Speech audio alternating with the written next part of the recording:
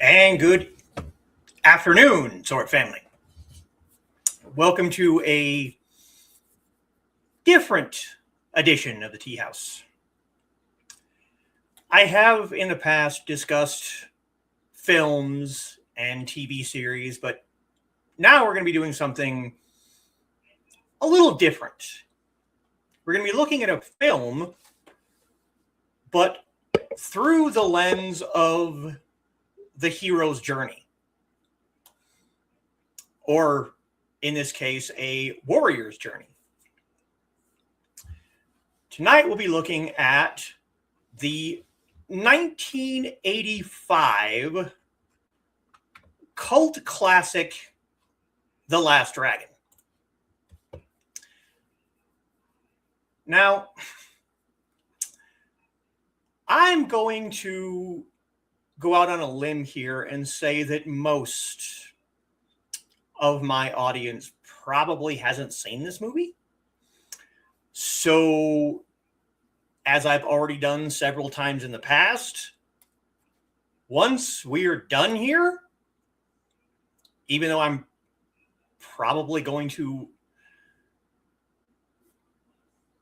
go over the high points of the movie, go out and watch it because it's very 1985. Okay? 80s music, 80s hair, 80s clothing. It's very campy. It's very goofy. But at the same time, it has a very important message, and not just for martial artists, but for people in general.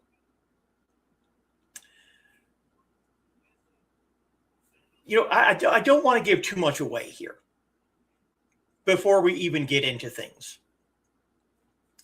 But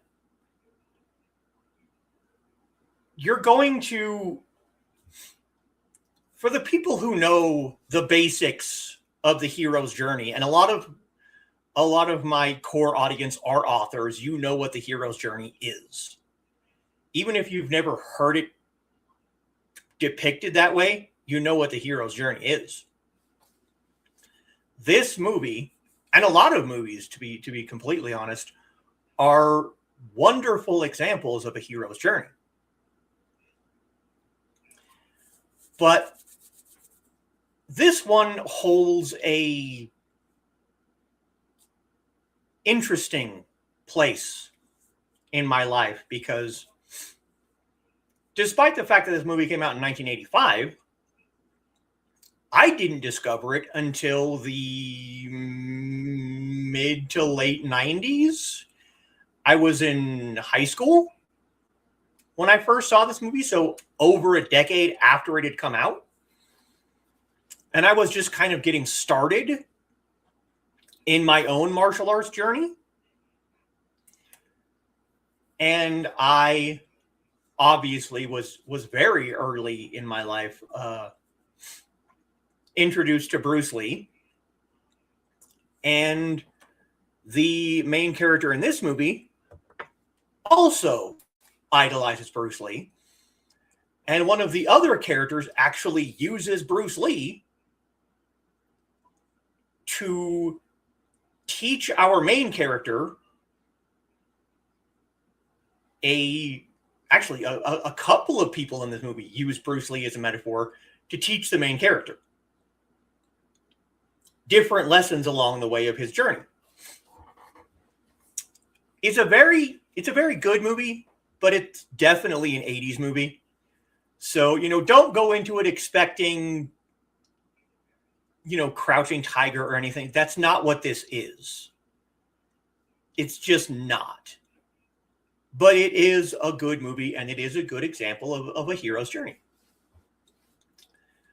So, let's go ahead and run through our comments real quick.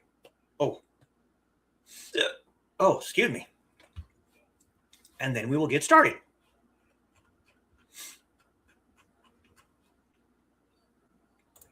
And first through the door, as usual, at 4:57 is Foxy. Welcome to the Teahouse. Please join us as we discuss a warrior's journey. Yes. Please remember to like, share, and subscribe. Please do. And Donna is joining us and greeting Foxy in a very interesting font. Foxy greeting Donna, and always forget to turn the caps off after I've been putting in codes to save money. Codes to save money are a good thing. Yes, they are. Foxy had a snack before I got started. Yep. Pretzel bites with cheese dip. Sounds good. Maybe I'll talk with my dude to bring me some cheese puffs. Yeah, I like cheesy puffs. Yeah. Yeah, they're pretty tasty for her. There's too much. I'm not a big fan of salt. And a lot of things have way too much salt for my taste. So, Anna Gross seems to agree. I'm not surprised. And Trey is joining us. Hey, all. Hello, Trey. How's it going? Greetings to Trey. And Carl joins us about 10 minutes before we started. Hello, everyone. Hello, Uncle Carl. Greetings to Carl. Greetings to Carl. Thanks for cheesy puffs. Kitty joining us. Hello, kitten. Greetings for Kitty, and you're welcome, Donna. And Carl greeting Kitty. And yep, it's Bruce Leroy. Yep, that's right. Greetings to Kitty. Can't get into secret humor. Can't get in the secret humor group. Sure. Made a post about new humidor. Oh, I'll have to go check that out when we're done then. Facebook must have limited her. Oh dear. Oh dear. Facebook horror errors. Facebook horrors. Wow. Okay. Facebook errors are fun, aren't they? Yeah, no kidding. Speaking of errors, got booted off Threads. Yeah, she did. For sure. Can't get anywhere but my vanilla page and the real. Wow. Okay, then. Oh, yeah, Threads is still running. I get on there to kill time every morning before my appointments in the morning. Didn't even do anything on there, but occasionally like posts, but their bot flagged her and no more account, no way to fix. Yep. Just annoying. Yeah. And Dan is joining us. Good evening. Good evening, Dan. Greetings for Dan. Greetings for Dan. More greetings for Dan. And Ruby joining us. Evening, everyone. Hello, Ruby. Greetings for Ruby. Greetings for Ruby. Greetings for Ruby. It's always good to see Ruby. It is. Inigo, the co-star, is looking forward to seeing everyone. Inigo. Come here, buddy. Come say hi to your loving fans. Come on. Come on. Up. Come on. Got to get up the rest of the way, dude. They can't see you. There he is. There's the pupper. There he is. Yep. There's the pupper. Is there something outside? Actually, no, there's nothing outside. That's odd for a Saturday. And Midnight joining us. What's up, sword people? Hey, Midnight. Carl dropping his like. Well, just gently set it down, you know? We got to be careful with the like sometimes. Dinner eaten in preparation for food talk. Well, there will be a little bit. Greetings for Midnight. Greetings for Midnight. Greetings for Trey. LOL, like that will help. Well, more greetings from Trey. At least it won't be hangry waiting for my food. Yeah. Food talk has already begun a little bit, yeah. Very true about not being hangry. Hangry is, yeah. Hangry is a thing, and hangry is bad. Just want more. This is, yeah. Very 80s, but it's a good 80s. It is. It really is. The whole soundtrack, and I know this is like kind of an aside, but the whole soundtrack is kind of 80s. I don't know if I'd say 80s pop music, because it's like DeBar's Rhythm of the Night and oh God, what? That's like the only one that sticks in your head because it's during a very specific scene in the movie. It's one of those. Oh, Carl, you're gonna have to help me out on this one. I know there's like a psychological term for like when a memory is specifically attached to like a song or a smell or something like that. There's a very specific point in the movie where it plays that song, and so it just kind of like sticks in your brain. And that's that and the horrible songs. And I'll explain the horrible songs when we get into it, but yeah. And Captain Joe joining us. Howdy, folks. Hey, Joe. Can make them without the salt on them. I'm sure you can. And greetings for Joe, and greetings for Joe, and greetings for Joe. Oh, no, he's not spoiled at all. No. See, it's not even really pop rock, though. Because, like, 80s pop was, like, Debbie Gibson. And, like, yeah, this is not that even. I believe I saw a lot of the movies MTV music videos. That's entirely possible. That's entirely possible. Synesthetic memory. Sure. Flashbulb memory. That works too. All right. So before we actually get into the overall themes of the movie, we're going to have to meet the players. So that's what we're going to do now. So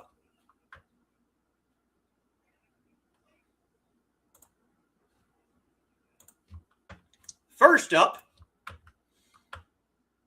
is our main character, the man himself, Leroy Green. This is your main character. This is the guy going on the warrior's journey. He lives in Harlem along with his family,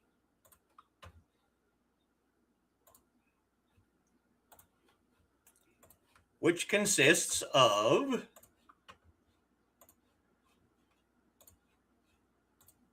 his father, Leroy Green Sr., his mother, his baby sister, and his little brother, Richie. This little dude is almost basically the catalyst for the entire, well, not the entire movie. The warrior's journey is started because of Leroy Green. But this dude right here, he is the catalyst for the other part of the movie, which is coincidentally also part of the hero's journey. Little Richie Green.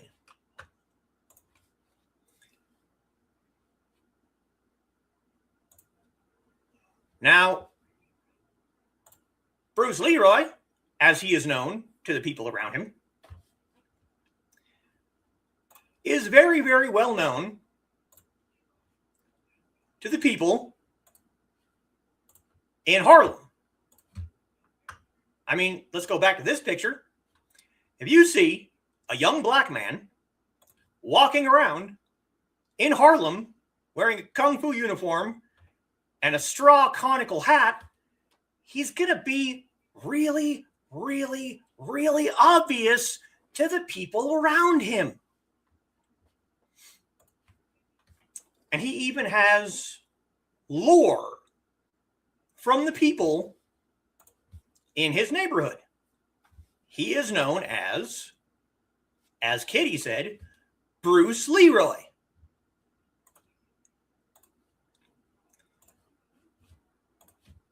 Probably in equal parts because of the clothes, because of the fact that he is a martial artist, but also because of his love of Bruce Lee.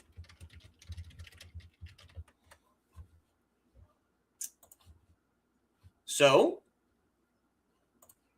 next is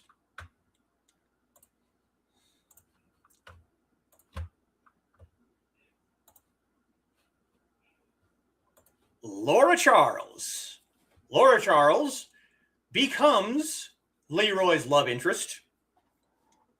She owns a, well, she doesn't own it, but she's the star of she's basically a 1980s MTV VJ. You know, she has this dance club that she also sings in, and she introduces music videos and plays them while the people dance on the dance floor. Played by an actress named Vanity. She died a few years ago, actually probably quite a few years ago now. And coincidentally, she was also in an episode of the Highlander TV series as a villain, as a bad guy. It was a very interesting episode. And the last people that are going to be important to the story are your villains, the bad guys.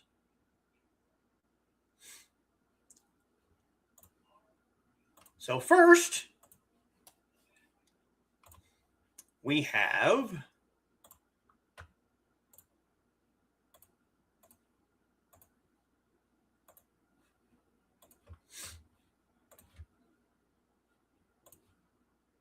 and yes, Midnight, I agree. We definitely love ourselves some Bruce Leroy. Eddie Acadian. Eddie Acadian is kind of a low-level mob boss. And this is his girlfriend,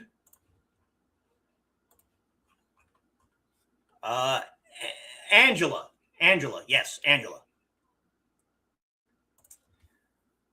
Now, Eddie, this is Eddie's kind of loft apartment. He also has some low-level muscle, guy named Rocco. And he has a fish tank in his office filled with flesh-eating fish. I don't know if they're exactly piranhas, but there's a scene early in the movie where Rocco literally takes a big old chunk of meat and sticks it in the tank. And the tank bubbles up and you hear all this like noises, and then he just pulls out a big bone.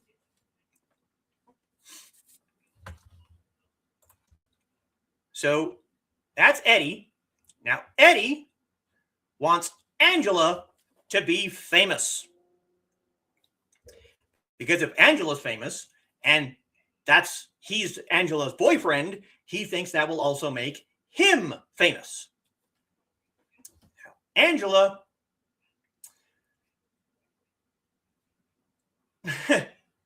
She's not very talented, but Eddie has her make music videos. You see where this is going now? They're not great. They're kind of terrible. But he sends one of the videos to Laura Charles' producer, and the producer, played by William H. Macy, is like, please, please put this video on your show. Please, you got to do this for me. This do it as a personal favor to me. And Laura's like, no, this is terrible. I'm not going to platform this on my show. I'm not going to put my face behind this trash.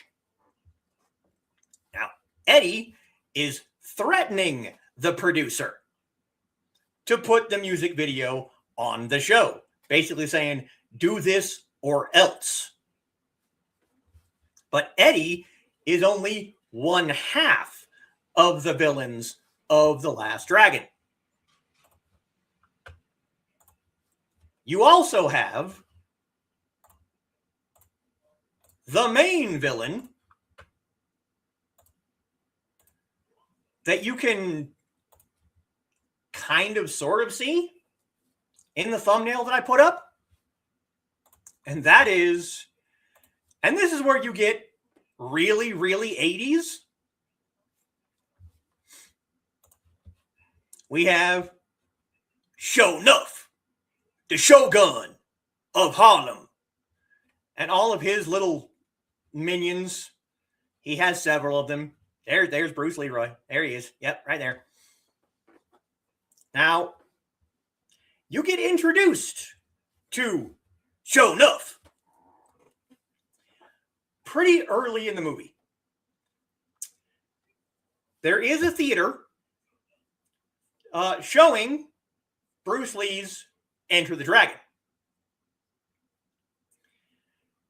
And the entire theater is disrupted. The movie is stopped. The lights are turned on just so this goofball and all of his goofy ass friends can come in to watch the movie. And he thinks that a whole row of front seats belong to him. So he comes in, kicks people out of the seats they were already sitting in, so that he can sit in his row of seats. And then, of course, you have a fight instigated by someone telling him to sit down and shut up. So, of course, he says, come down here and make me. And that starts a fight, which he handily beats every single person that faces him.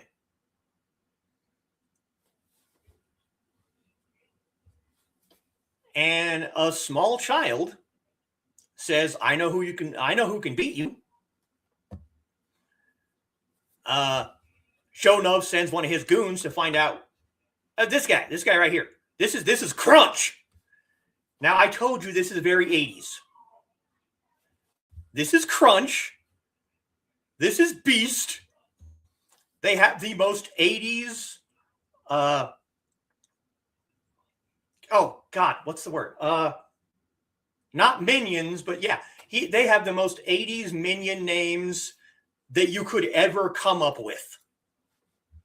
But this guy grabs this child, hands him off to Sho'nuff, who picks him up in the air and threatens him.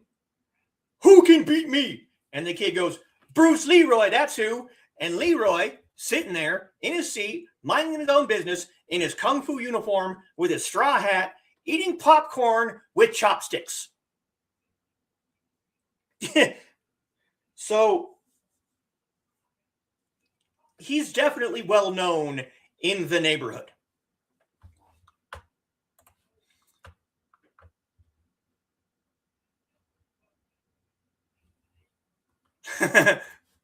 The most 80s image I've seen in a while. Yeah. 80s, the 80s power that leaks. Yep. the names. Show Enough, Beast, Crunch. Yep. Shoulder pads. Yep. Definitely shoulders for days.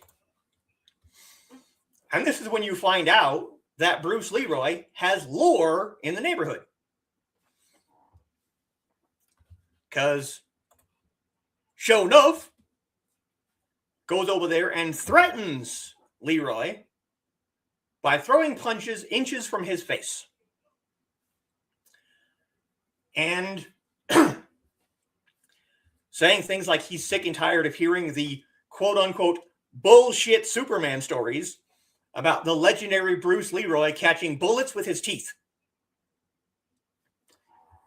So, you know, Bruce Leroy is very, very well known. So there's your players.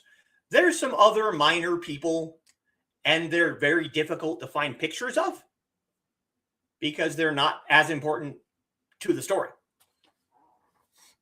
But those are your main players. So, now that we're almost halfway done with the show and we're just barely getting into the actual topic, you get introduced to Leroy Green during a very, very 80s training montage during the beginning credits of the movie. And he is punching dummies and doing like wooden man training, all while an older man, white hair, very, very old, very ancient, is firing arrows at him. And Leroy is chopping them out of the air. And the cock feather, shush. Wait. I got something for this. Hold on. Shush. Behave.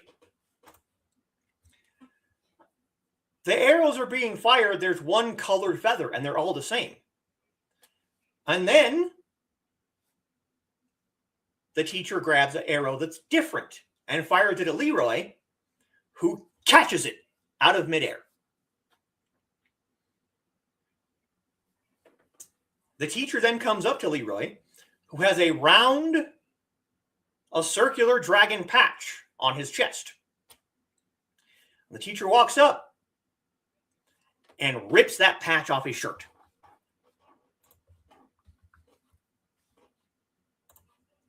New York must have been insane in the 80s and 90s. I would love to have actually been able to go to a theater and watch a Bruce Lee movie. That would have been insane. But the teacher rips that patch. Yeah. Just then? No.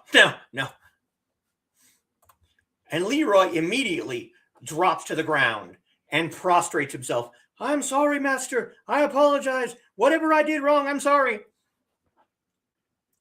This is Leroy's Shifu, his teacher. And the teacher is just laughing at him. Basically, puts his fingers under his chin and lifts him up. And he's like, you've been to the cinema again, I see.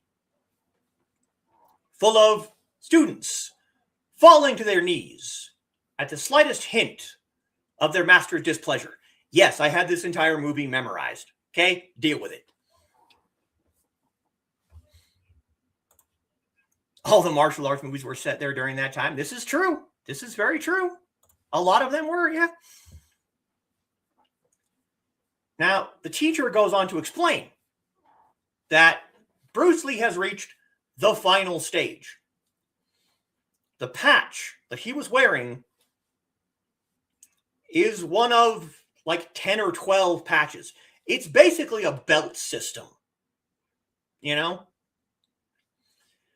have the first dragon, the second, the third, and the one that he was wearing is known as the Last Dragon. And the teacher basically goes on to tell Leroy that you have reached the final level. You've gone beyond the patches. At which point, Leroy brings up that there is a signal that one has reached the highest level of martial arts, something called the glow. It is taught in this movie, in this universe, that when a person reaches the highest level of martial arts, they will attain a glow around their body, an aura. The picture from the thumbnail, that's the glow. Obviously, he doesn't have this. But the teacher is like, I can't do any more for you. I can't teach you anymore. There's nothing more I can do for you. But Leroy feels like he needs more training. So, the teacher sends him on a quest. He heard that there's another master in the area. An ancient named Sumdum Goy. Don't laugh. Be cool. Then he goes into a small drawer and hands him a gold medallion, saying that the medallion belonged to Bruce Lee. And he could hand this medallion to Sumdum Goy, and Sumdum Goy would agree to train him. So that's the beginning of Leroy's warrior's journey, to go in search of the master, Sumdum Goy. He goes all around Harlem asking people. You have another kind of music montage of him walking the streets in his kung fu uniform with his hat. And he finally reaches the home of Sumdum Goy. It's a factory that makes fortune cookies. Of course it makes fortune cookies. And there are 3 young Asian men standing outside, trying very desperately to be part of Harlem hip-hop culture. So right here, you have black, Harlem-bred Leroy Green dressing and acting and thinking Asian. And then you have 3 Asian young men dressing and thinking and pretending to be black in Harlem. Interesting dichotomy there. But they will not let Leroy in to see the master. They're like, no way, not going to happen. They're even making fun of his clothes, call him a coolie. So he kind of leaves dejected.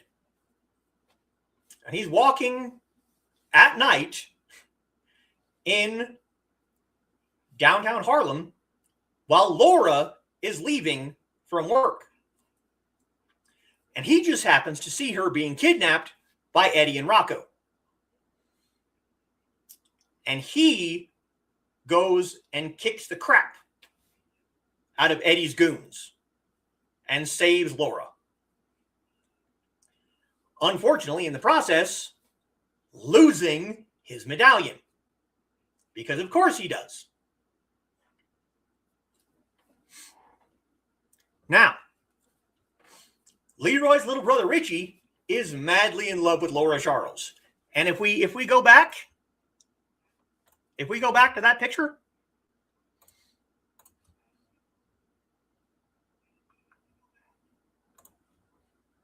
oh, come on. If we go back to this picture, you can see why little Richie Green is in love with Laura Charles. Yeah, social appropriation. So Richie is trying to woo Laura Charles. as a much younger boy when Leroy is, at least equal in age. And as far as I know, this is the only movie that Timock, who is the actor that played Leroy Green, was ever in. Ever. This is the only movie he's been in. I think maybe he was in like a couple of episodes of TV series, but for the most part, this is it, man. So, Leroy wants Richie to introduce him to Laura so he can get his medallion back. And Richie is like, nah, dude, I'm not taking you anywhere. You embarrass me. You're embarrassing to me. But eventually,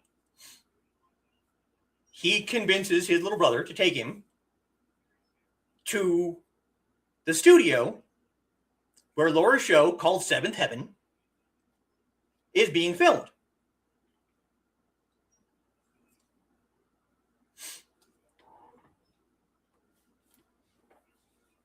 And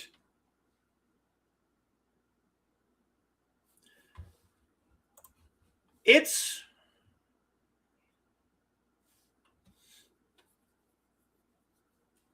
Laura picked up the medallion. It was on the ground.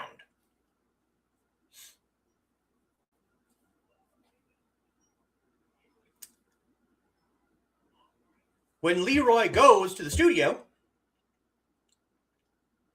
he witnesses Laura being kidnapped by Rocco. This time he can't stop it. And there's a binder left on the ground that says Eddie Arcadian Productions. So it's not difficult to find where Laura's been taken. And Leroy shows up, covered from head to toe, in a ninja outfit, kicks the crap out of Eddie's goons again. Actually, first, Eddie forces Laura to watch the music video that he wants on her show. And he's dancing and he's snapping his fingers like it's the greatest thing on earth. It's terrible. I mean, it is god-awful for the 80s. It's just bad. And then he's like, so, you going to play my video on your program? And she's like, no, I'm not. So he's got like a gun to her face. He's threatening to cut up her pretty face. And then Leroy shows up, kicks the crap out of the goons. One of them pulls his mask off. So obviously Laura can now see the same guy that has saved her life twice now.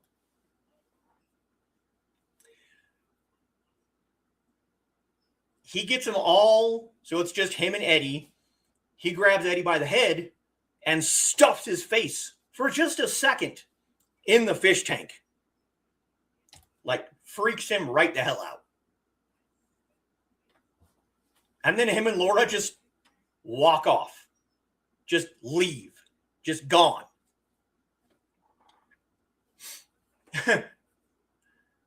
Which, of course, causes Eddie for, like, the third time in the movie to tell Rocco, get rid of this damn fish tank. That's the last time you see the fish tank, I think. Actually, I think that's the last time you see that apartment at all. They go back to Laura's house. She gives him back the medallion. She's put it on so that he can wear it around his neck instead of carrying it in his pocket. She asked him that thing that looks like a belt buckle. And he's like, a belt buckle? What are you talking about? A spoiler, it's a belt buckle. It was a belt buckle the whole time. And she's hitting on him, and he is so completely oblivious to it. This is another reason why I love this movie, because Bruce Leroy Green, was me in the 80s and 90s. he is so oblivious to a woman hitting on him. He's like, I don't know what to do. What am I supposed to do, man? What the hell? So he leaves.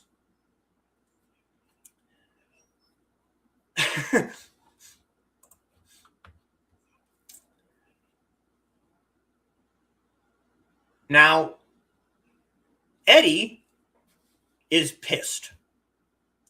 So he goes out and hires Shonuff and several other local fighters to beat up Leroy so that he can take control of the studio and then he can be the one in charge of deciding which videos go on the show so that he can put his girlfriend and make her famous, and then he'll be famous.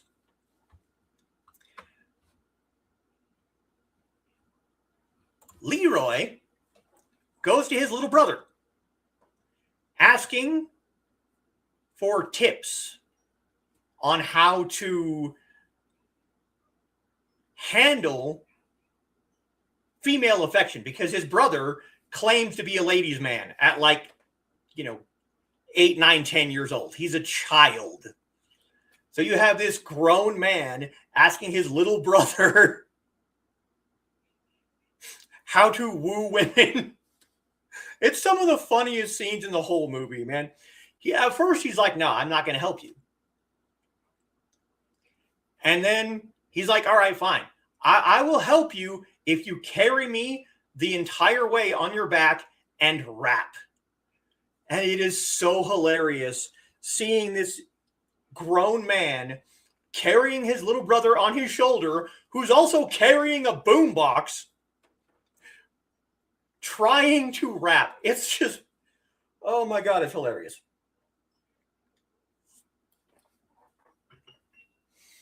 But while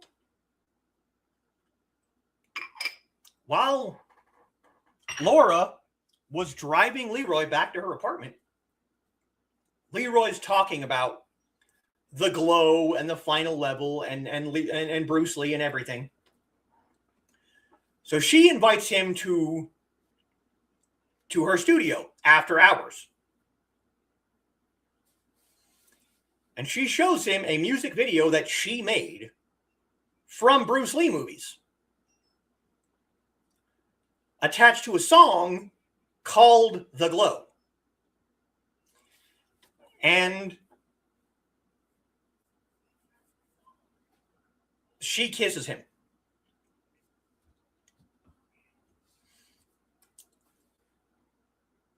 And he's like, what the hell am I supposed to do now?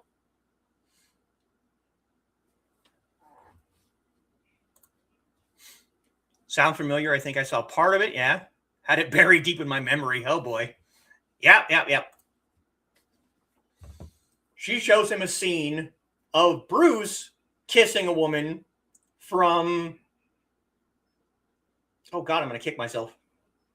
Fists of Fury. So he's watching that and he's like, oh, that's how you do it. So he kisses her back.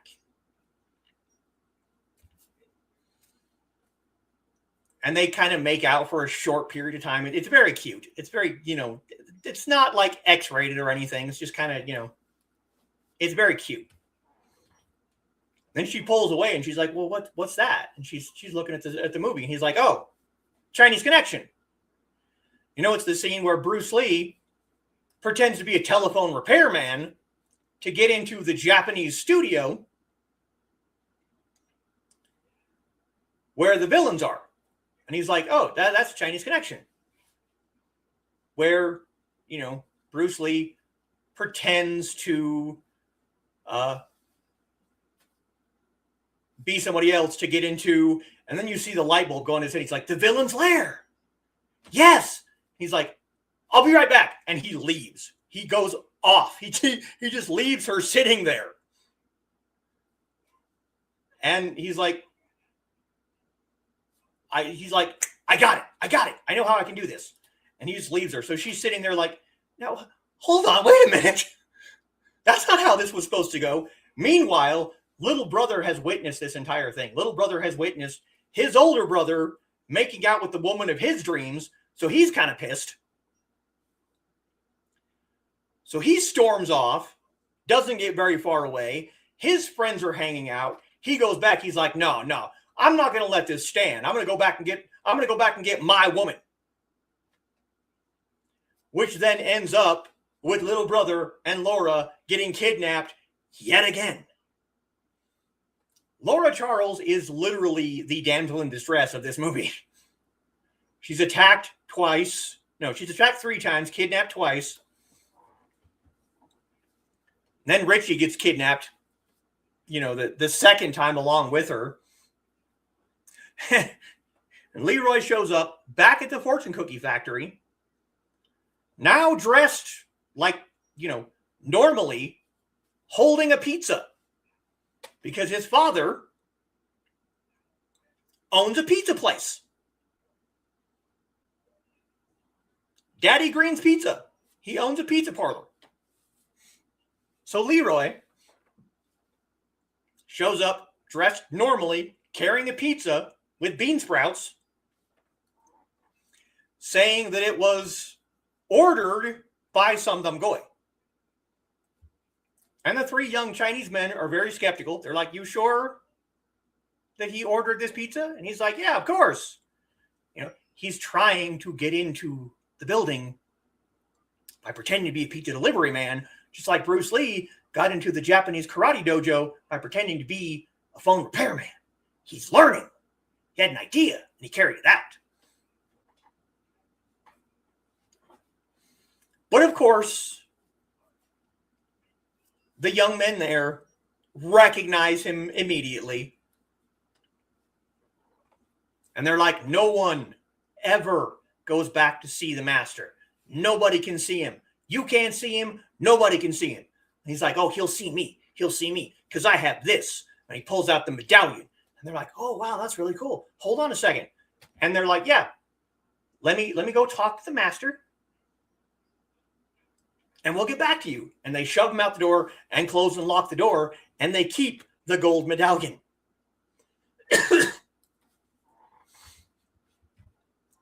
Which just pisses Leroy right the hell off.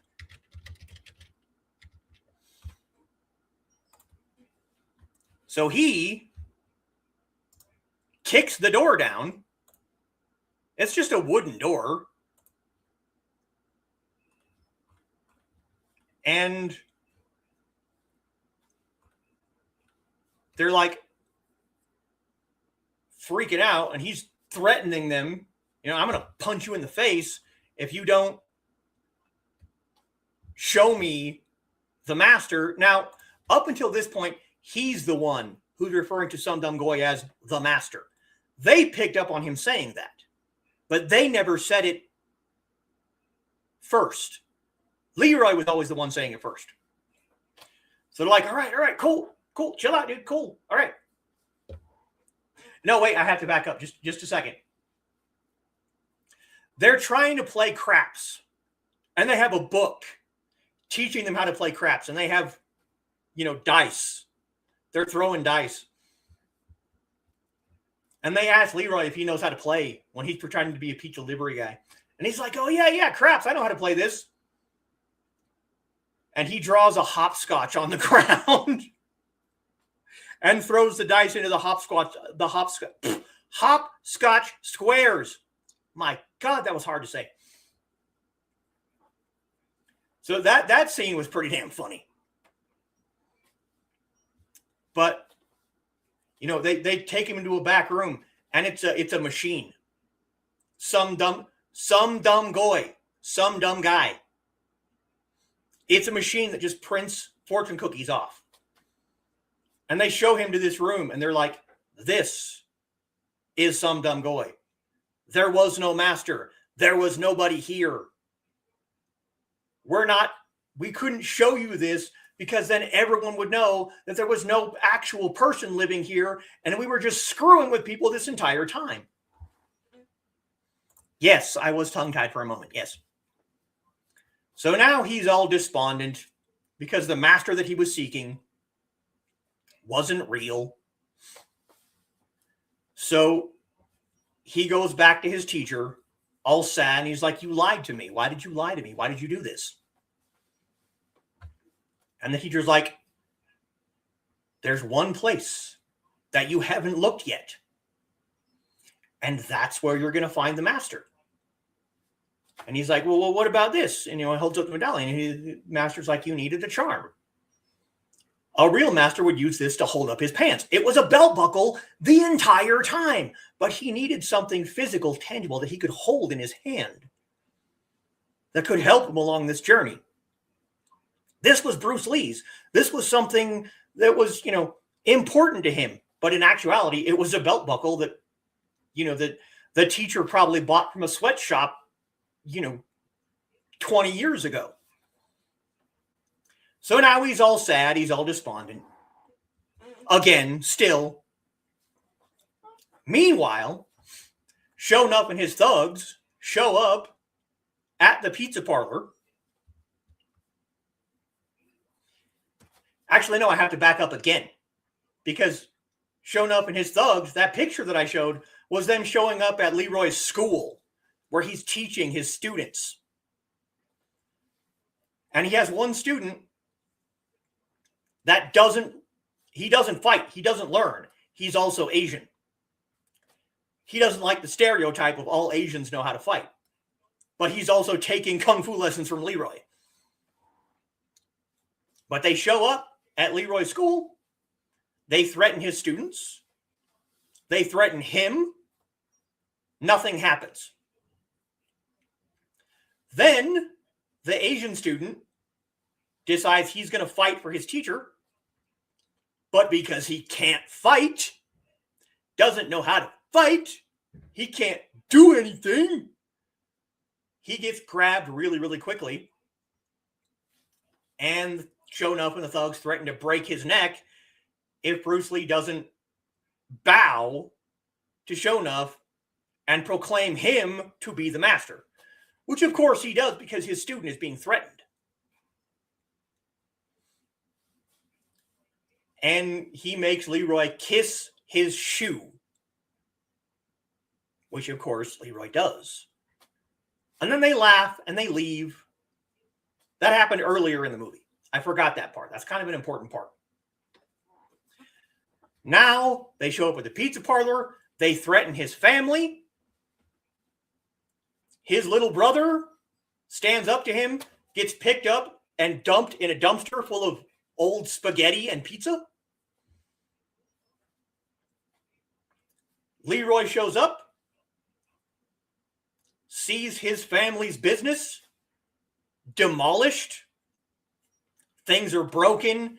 His brother's in a trash can. His brother's pissed at him. This was before, they got kidnapped. So I'm kind of backtracking a little bit again. And he's like, "This is your fault. You did this. You kissed his shoe.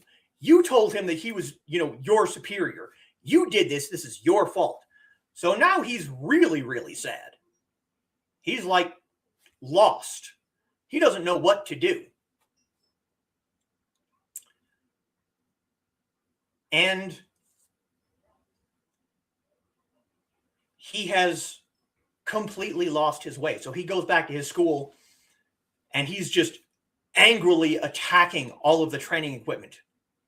The punching bags, the wooden. He's screaming. He's letting out all of that aggression.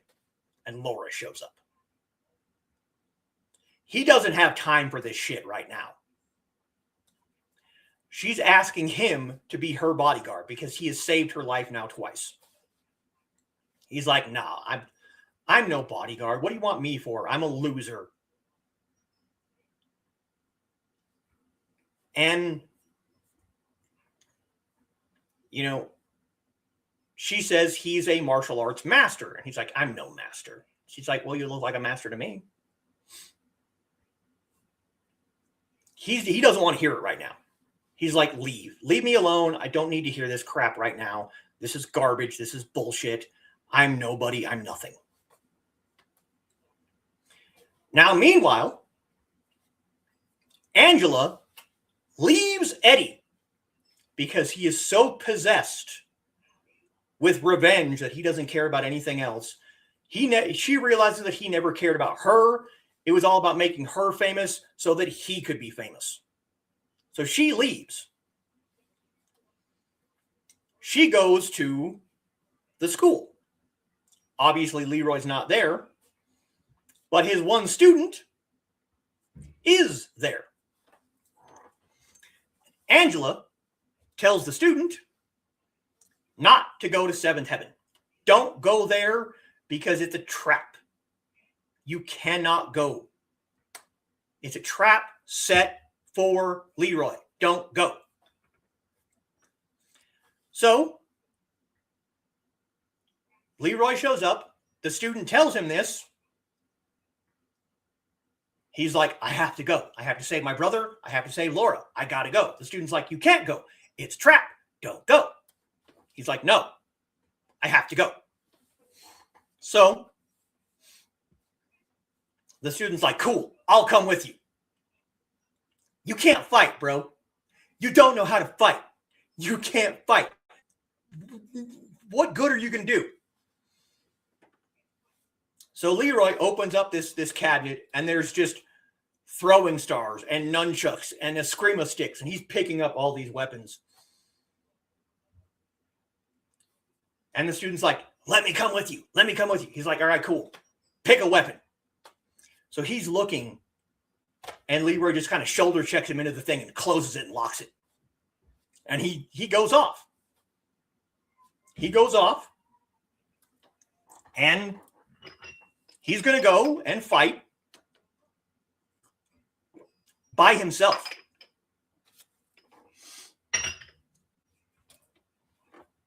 Of course, Richie gets freed. He goes back to the school. He releases the student.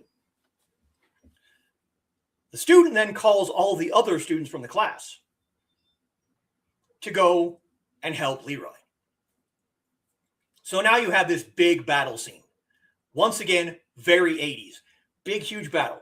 Leroy, by himself at first, fighting all of these minions. And he's doing pretty well for himself. You know, he's got a scream of sticks. He's got nunchucks. He's beating the crap out of people. Then, of course, the big dude shows up. Movie trope of the century. Leroy can't beat the big guy by himself. Then you hear a battle cry. All of his students rush into the room, jump on the big dude, drag him to the ground. Leroy, you know, the student is like, you go, you know, handle them, because Eddie has now grabbed Laura and drug her off because he's seeing all the minions that he hired getting the crap kicked out of him. There's one more person. There's the main baddie. So he's dragged Laura off. The students are like, you go get them. We'll deal with this. You have this scene, right? The student, who also has a little brother, never knew how to fight.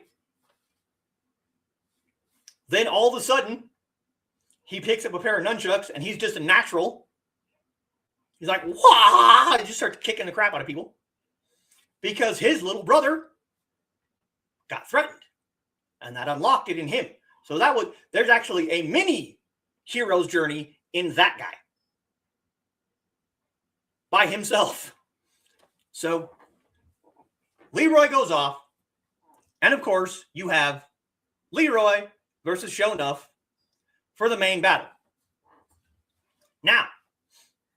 Now that it's one-on-one, and Sho'nuff doesn't have his minions, it's a pretty fair fight.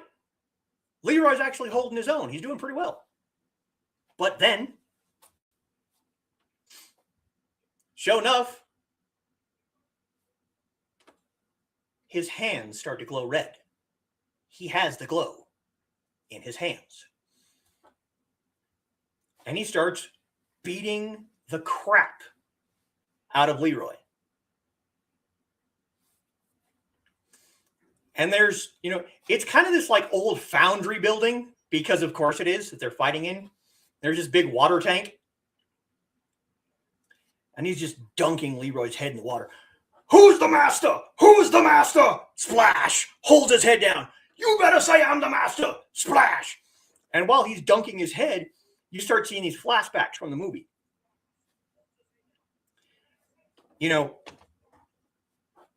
Some dumb goy's not real. There's one place you haven't looked, and that's where you're going to find the master. Laura telling him, you sure look like a master to me. Now, his face was bleeding from the punches that Shown Up had hit him with. He pulls him out of the water, and his face is clear. There's no bruises. There's no bleeding.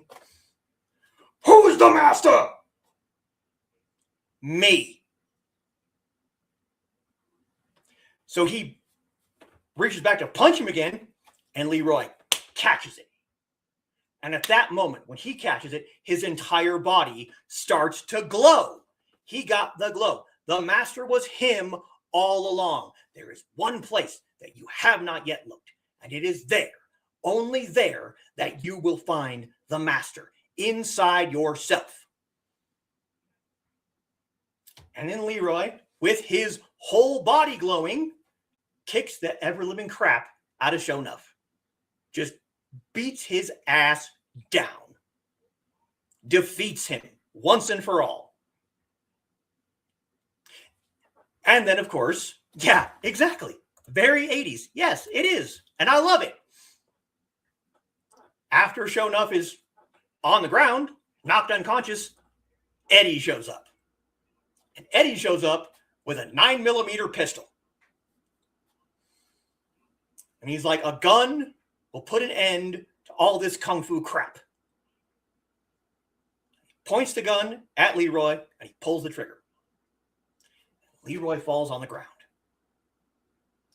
Of course, then Laura runs over to what she thinks is Leroy's dead body, rolls him over. He's lying there. His eyes are closed. Eddie gets close. His eyes pop open. He opens his mouth, and there's a bullet in his teeth, just like earlier in the movie. And he punches Eddie once, and he goes over to a chain, hooks it to his belt, and just lifts him up into the air, and him and Laura walk off together.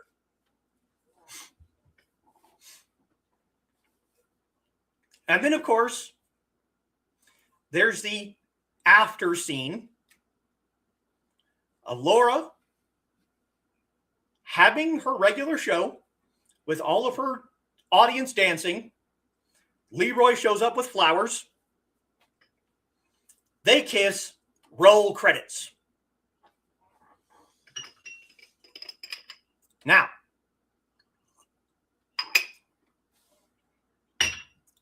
and yes, I know we're over an hour. We're wrapping up fairly quickly here. The hero's journey. You have the call to adventure. When Leroy is sent to look for some dumb guy. You have the refusal, which is when he, I'm no master. Supernatural aid, which is the medallion. He needs a talisman or an artifact to help him.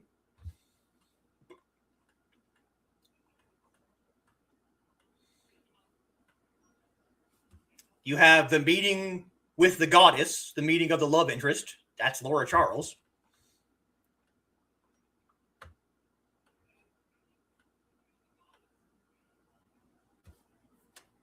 Then you have the realization, which is him realizing that the master he was searching for this entire time was himself. Now, that is a short version of the warrior's journey. Hey, what's going on, Dave? Went to my first baseball game. Nice.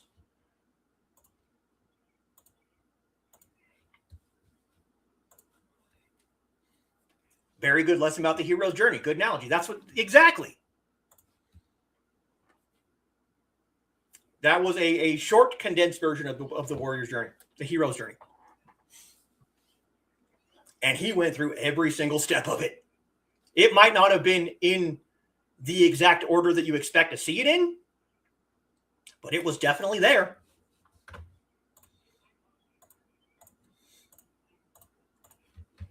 And all along the way, until the very end, he's searching for something. You know, at the beginning, he's searching for the highest level of martial arts from his teacher. The teacher says, well, you got there. I can't help you anymore. Well, but what about the glow? I don't have the glow. I don't know. Neither do I. But you've reached the final level that I can teach you. So now you have to go out and look for a new master to teach you how to get the rest of the way. But then that master is a machine. It's a computer that just prints out fortune cookies. So now he's despondent. And he's still searching. But there's one place he hasn't searched. And that's within himself. That's where he needed to look all along. But the teacher couldn't just tell him that. It wouldn't have worked to just tell him. He needed to go on that journey and figure it out for himself. Then, of course, you have the other part of the hero's journey of meeting the love interest and fighting for her and her being in danger and him needing to save her despite the fact that he knows he's going to lose. But he does it anyway because he's the master. I love this movie. Like I said, very, very 80s. But that's not a bad thing. It is very much a product of its time. But if you wanted to, I'm pretty sure you could make the exact same movie shot for shot today. And other than maybe a few people whining about cultural appropriation, you probably wouldn't have any issues remaking the movie, but please don't. For the love of whatever deity you pray to, don't remake this movie. Just leave it alone. Because it is a cult classic and it deserves to be.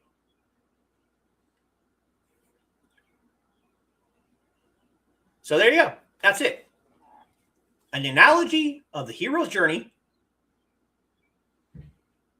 through the lens of a mid-1980s kung fu flick. Very, very topical for this channel. And yes, exactly, Carl, that's exactly it. The idea that you never know what you can handle until you're forced to handle it. Yes. Barry Gordy's The Last Dragon, Dave. 1985. It is an awesome movie. Yeah, you kind of popped in at the very, very end there. But yes, The Last Dragon. Wish life would quit throwing me stuff. Could use a break. Most of us do. In the alley behind the bar. Uh-huh. Yep. I had no idea until I didn't have a choice.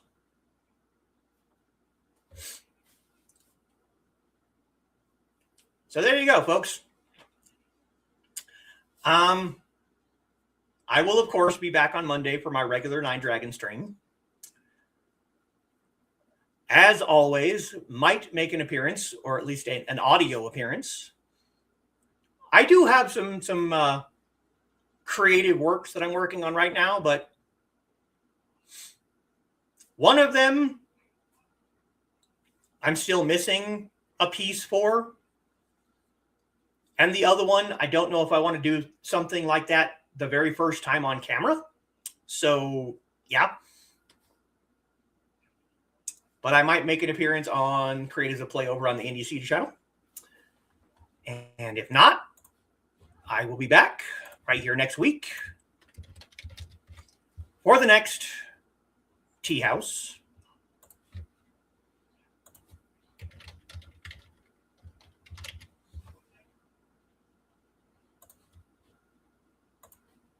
Good show. Thank you, Dan. Good night. Night from Midnight. Nice. Night from Foxy. Good.